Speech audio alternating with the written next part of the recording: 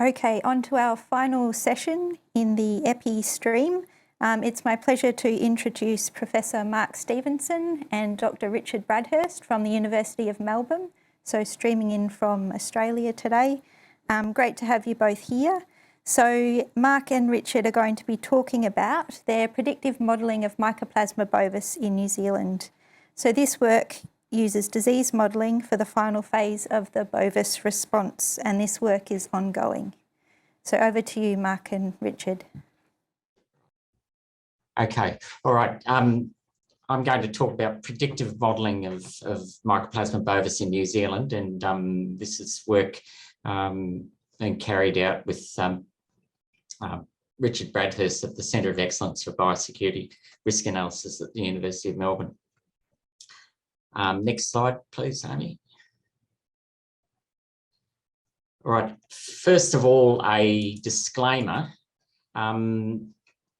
This is for a project titled Mycoplasma bovis Predictive Modelling, and we've just started this project. So the focus of this afternoon's talk will be on our proposed methodology rather than the actual results. Okay, next slide. Just an outline of my presentation. First of all, a quick overview of what disease models are and how they're used in human and animal health. Then secondly, we'll talk about modelling as specifically applied to the final phase of the Mycoplasma bovis response. Then I'll quickly address some technical issues and then finish up with some conclusions. Next slide. All right, first of all, what's a disease simulation model? Well, these days, mostly a disease simulation model is computer code that will break the process of disease transmission between herds, animals, or humans into component parts, such that when we combine these components, it allows us to predict the number of incident cases of disease over time and sometimes over space. Yeah, and there's a rich history of the use of disease models in both human and animal health, and some examples here for human health: influenza, mumps, measles, polio, malaria, and more recently COVID-19. And then in animal health, foot and mouth disease, highly pathogenic avian influenza, and again more recently avian influenza. Next slide, please, Amy. And here's an example newspaper clipping. I think this is from April 2020, so not long after the start of the COVID-19 outbreak, and a clip from Australia here, just showing you how disease modelling was used at a very early stage in the COVID-19 response here in Australia to guide policy.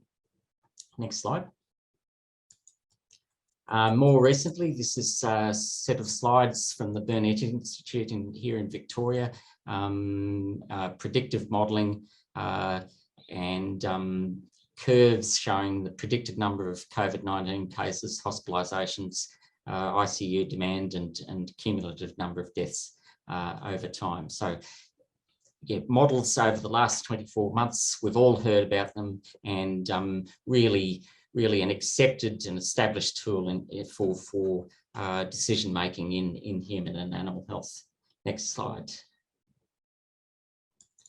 Okay, this next slide, not to confuse you, but to give you an idea of the rich history of modelling in this situation, in this example for malaria in humans. And this is a review paper, and the authors have gone back and looked at all of the different models that have been used for malaria over time. And you can see right at the bottom of that grey box, 1911 was the earliest of these models being used. And so over the years, these models have developed and have been revised and adapted and improved, and continually used in a sense. Yeah. Okay, next slide. This is an example from animal health. This is some work we did modelling foot and mouth disease in Korea after their 2002 outbreak, and looking at the effect of different ways of managing their outbreak. And then the final example, next slide, please, Amy. we're all have all heard about climate change models and their predictions. And again, fundamentally important for guiding policy. Okay, next slide. All right, so in animal health, what are the uses of disease models? Yeah, well, we break these into two parts. First of all is what we call peacetime uses and wartime uses. Now, for peacetime uses, i.e. the periods when we don't have an outbreak, we use models for response planning. And so a classic question would be, how many ICU beds do we need for COVID-19 pandemic? You know, how many veterinarians do we need to conduct surveillance, etc. Yeah, so planning is really an important use of modelling. And a second peacetime usage is the comparison of the effect of different control strategies. So for foot and mouth disease, do we use vaccination? Do we use a stamping out policy? Then when an outbreak is declared and we're in a state of war here, first question that's going to come down from the Minister's office is, when is the epidemic going to end? Yeah, and we use models to answer those questions. Throughout a response, various what if scenarios. What if we did this? What if disease outbreak occurred over here? What if our laboratories broke down and we couldn't test? What would happen? So what if scenarios become important. Yeah. We want to assess the responses to control efforts.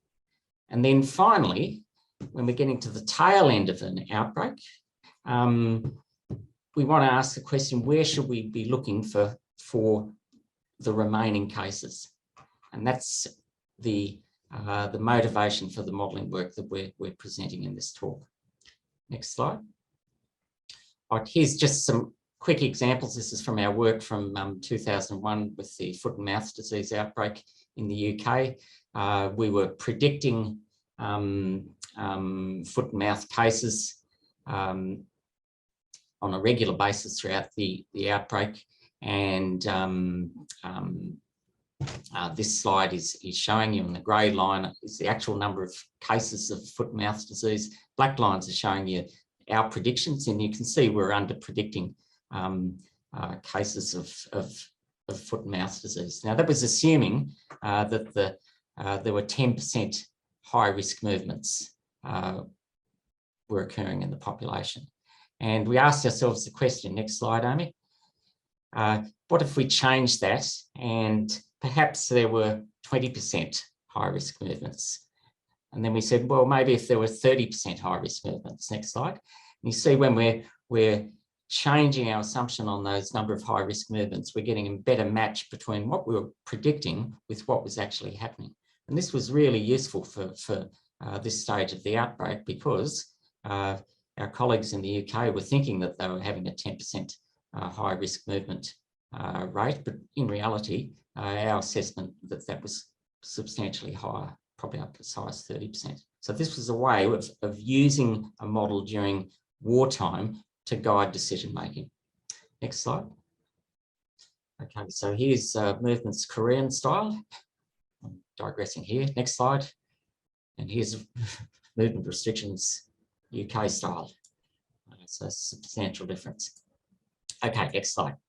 So modelling for the final phase of the Mycoplasma bovis response. Next slide. We're in the last quarter of 2021. We've got small numbers of incident cases of Mycoplasma bovis herds. Yeah. Now, what are our options? Do we look everywhere for disease, or do we use a risk-based surveillance approach and focus on areas that we believe are high risk for disease and on farms which we believe are high risk? Okay, next slide. And really, this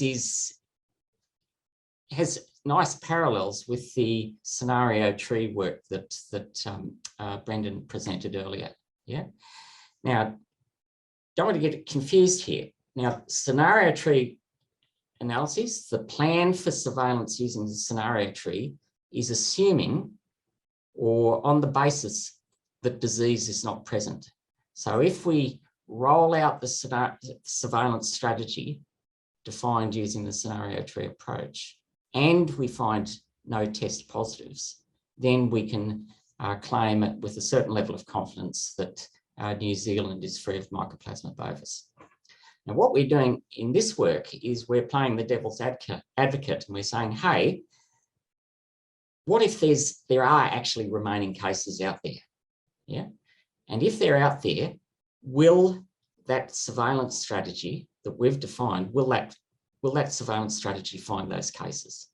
Yeah. So we're playing two games here. One is we want to confirm the absence of disease, and the second game is in the situation where we think there might be disease, and we're wanting to test if our surveillance strategy will actually find those cases. Yeah. So that's the parallels with the scenario tree work. Yeah. And to go to Winston's talk previously, there's some nice opportunities for fine tuning. Now, Winston gave a nice presentation of the communities, the network communities that were identified using the NATE social network analyses. Yeah. The scenario tree work from Brendan talks about assigning risk to regions of New Zealand. We'd propose that rather than assigning risk to the regions of New Zealand, we assign those risk estimates to these network communities, because we know that the movement, Mycoplasma bovis, is a disease that travels from one farm to another through movement here. And we know that within these network communities, there's a high proportion of movements going on within that each community. And so therefore we might assign risk of M. bovis to the community level rather than to the regional level, which has been done. So there's a nice opportunity, again, I'm getting sidetracked here, nice opportunity to fine tune the scenario tree work using the work from the NATE social network analyses. Next slide, Amy. Okay. Now, how do we assess these candidate Mycoplasma bovis surveillance strategies? Well, our proposed approach is, number one, we're going to simulate the spread of Mycoplasma bovis across New Zealand. That's step number one. So we scatter disease across the country, and then we apply our candidate surveillance strategies to the population of herds at risk, and some of those are Mycoplasma bovis, as predicted by the disease model. Yeah, and we're going to try different surveillance strategies. So number one would be a simple random sampling approach. That would be our baseline. The second would be a scenario tree approach using risk assigned at the regional level. And then third would be a scenario tree approach using risk assigned at the network community level. And then we're going to ask the question, which of the three surveillance strategies returns the highest strike rate? Okay, in which those surveillance strategies are we the most successful in finding our M. bovis positive herds? Next slide. Okay, so some technical issues now. Next slide. Yeah, to simulate the spread of mycoplasma, we're going to use the Australian Animal Disease Spread Model, otherwise known as ADIS. Yeah. This combines an equation-based within herd model and an agent-based between herd model. Yeah.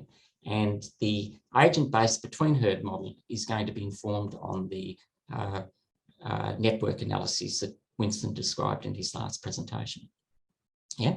We're then going to run multiple iterations of ADIS to develop what we call an ADIS, an M. bovis probability map. Next slide. This is an example of the equations, just to frighten you, the equations that are used in M. bovis. And if you're familiar with this work at all, this is very, very, very standard stuff. This particular example is for African swine fever, but there'll be an adaptation for this for Mycoplasma bovis. Next slide. This is a screenshot of the interface for ADIS configured for New Zealand for foot and mouth disease. And so we'll be switching that model over to a Mycoplasma bovis variant. And then the outputs, next slide please, Amy, would be to produce one of these disease probability maps. And this particular example is from the UK, of course. We've run simulations simulating the spread of foot and mouth disease in the UK, and over several hundred iterations, we can assign probabilities, identify areas of the country where we believe the risk of disease is higher compared to other areas of the country. Next slide. Okay, so that's simulating the spread of disease. Then we're going to simulate the same number of realisations of each candidate surveillance strategy. And then we're going to ask the question, okay, in what proportion of surveillance iterations did we actually detect M. bovis? And the trick here is that we're not going to, the emphasis will be on relative comparisons rather than absolute comparisons. Yeah. So using a simple random sampling approach as our baseline, compared the scenario tree with the regional level risk assignments, compared with the scenario tree surveillance strategy with the network community risk assignments. Yeah. Okay, next slide. Now, we've got to take care in doing this sort of work that that our results don't become self-fulfilling prophecies. Yeah. So if we're the folks designing the surveillance strategy and we're also the folks simulating the spread of disease, then it's pretty likely that there's going to be good agreement between the two, and we're going to get full marks for our surveillance strategy. Yeah. Now, we're pretty sensitive to that criticism.